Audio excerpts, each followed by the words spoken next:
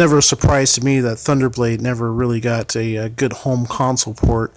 I grew up with the playing the Master System version and the Mega Drive version, and this is the game to me that was like, you know, kids used to brag about like, hey, what's the coolest arcade game you ever played in the arcade? And a lot of people would say like Double Dragon, or they might say something else like that, or but then some kids would say Thunderblade, and you're just like, oh yeah, this is like the coolest game. And what's so cool about it was like, you played. I think Sega had Space Harrier. Then you played Outrun, and then they had this game, which was really inspired by Blue Thunder. But I was too young to watch Blue Thunder in the movie theater back then.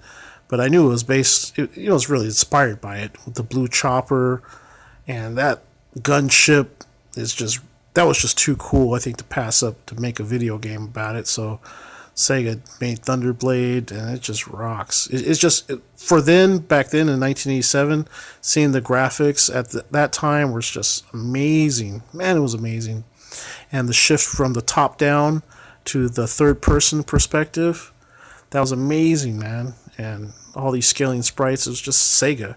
Sega just knew how to take something that you probably saw in the theater and make a cool game out of it, just like they always did. And it just always worked, man. It was just awesome. So,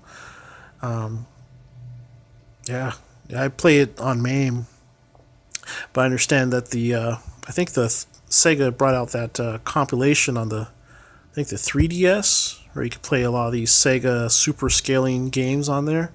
That's really worth picking up if you have that. I would totally get that if I had a 3DS. But yeah, Thunderblade to me was just personified 80s cool.